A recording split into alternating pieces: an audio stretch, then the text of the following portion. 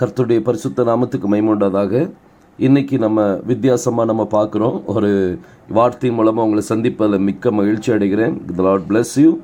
இன்றைக்கி நம்ம தெரிந்து கொள்ளப்பட்டவர்கள் அப்படிங்கிற தலைப்பில் நம்ம பார்க்க போகிறோம். இந்த தெரிந்து கொள்ளப்பட்டவர்களுக்கு எபிரேய மொழியில் பாக்கார் அப்படின்னு சொல்லுவாங்க.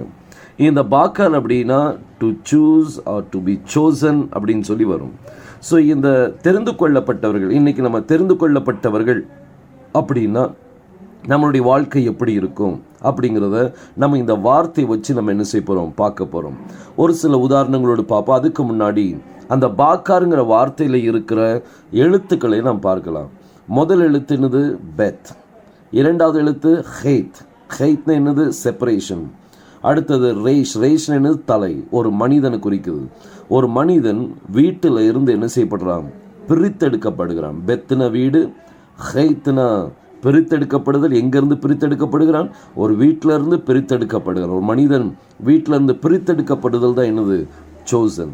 பாருங்கள், இதுக்கு நிறைய உதாரணங்கள் வேதத்தை நீங்கள் பார்க்கலாம். தெரிந்து கொள்ளப்பட்டவன் அப்படின்னா அவங்க எப்படி இருப்பாங்க? அவங்க வேறு பிரிக்கப்பட்ட ஒரு வாழ்க்கையில் என்ன செய்வாங்க? இருப்பாங்க. இன்றைக்கி உங்களுடைய வாழ்க்கை வேறு பிரிக்கப்பட்டிருக்குதா? எல்லாரும் பகைக்கிறாங்களா? அல்லாட்டி தேவன் உங்களை உங்களை எல்லா காரியத்திலும் கர்த்தர் வேறு பிரித்து உங்களோடு பேசுவதற்காக தான் கர்த்தர் உங்களை எல்லா காரியத்திலிருந்து வேறு பிரிக்கிறார். இதை நீங்கள் உதாரணத்தின் இதை நாங்கள் ஆபிரகாம் எடுக்கும்போது ஆபிரகாம்கிட்ட கர்த்தர் சொன்னால், உன் தகப்பன் வீட்டையும் உன்னுடைய இனத்தையும் உன்னுடைய தேசத்தையும் விட்டு நான் காண்பிக்கும் தேசத்துக்கு நீ போன்னு சொன்னார். கர்த்தர் ஆபிரகாமை அவர் தன்னுடைய தகப்பன் வீட்டில் இருந்து பிரிக்கிறார், தன்னுடைய இனத்திலிருந்து அவர் பிரிக்கிறார், அவர் தன்னுடைய தேசத்திலிருந்து என்ன செய்கிறார்? பிரித்து அவர் தான் காண்பிக்கிற இடத்துக்கு போக சொல்கிறார். ஸோ பிரித்தெடுக்கப்படுதல் அப்படிங்கிறது என்னது? It's means chosen. அதுதான் தெரிந்து கொள்ளப்படுதல் அப்படின்னு சொல்லி அர்த்தம். ஆனால் அவனோட லோத் இருக்கிறது வரைக்கும் கர்த்தர் அது பிறகு பேசலை. லோத்தையும் கர்த்தர் அவனிடத்திலிருந்து பிரித்தார். ஆபிரகாம் அதிலிருந்தும் பிரித்தெடுக்கப்பட்ட பிறகுதான் கர்த்தர் ஆபிரகாமோடு பேசினார். இன்னைக்கு பிரித்தெடுக்கப்படுதல் அப்படிங்கிற இந்த காரியம் ரொம்ப முக்கியமான ஒரு காரியம். இதில் ஒரு வசனத்தையும் வாசத்தை நான் உங்களுக்கு காண்பிக்க விரும்புகிறேன். உபாகமம் 7ஆம் அதிகாரம் 6ஆம் வசனம். இதை நீங்கள் வாசித்து பார்த்தீங்கன்னா, இஸ்ரவேல் ஜனங்களை இந்த உலகத்திலிருந்து இருக்கிற எல்லா தேசத்தில் இருந்தும் இஸ்ரவேல் ஜனங்களை கர்த்தர் என்ன செய்கிறார்? தமக்கென்று தெரிந்தெடுக்கிறார். எல்லாத்திலிருந்து பிரித்தெடுத்து தெரிந்தெடுக்கிறார். ஸோ கர்த்தர் இஸ்ரவேல், இந்த உலகம் ஒரு வீடு, இந்த வீட்டில் இருக்கிற எல்லா ஜனங்கள், எல்லா தேசத்தை பார்க்கிலும் கர்த்தர் இஸ்ரவேல் ஜனங்களை என்ன செய்கிறாராம்? பிரித்தெடுக்கிறார். ஸோ இந்த எழுத்தை நீங்கள் பார்க்கும்போது பெத் இந்த உலகம், அதிலிருந்து கெத்னிலிருந்து பிரித்தெடுக்கப்படுதல். ரேஷ் யாரு?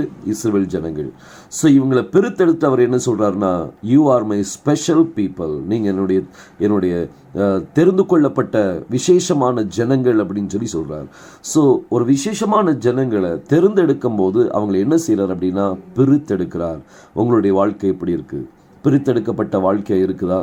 அப்படி பிரித்தெடுக்கப்பட்ட வாழ்க்கை இருந்துச்சுன்னா you are the chosen people. கர்த்தர் உங்களை தமக்கென்று அவர் என்ன செய்கிறார்? மற்றவங்கிட்ட இருந்து அவர் பிரிக்கிறார், தம்மோடு சேர்ப்பதற்காக.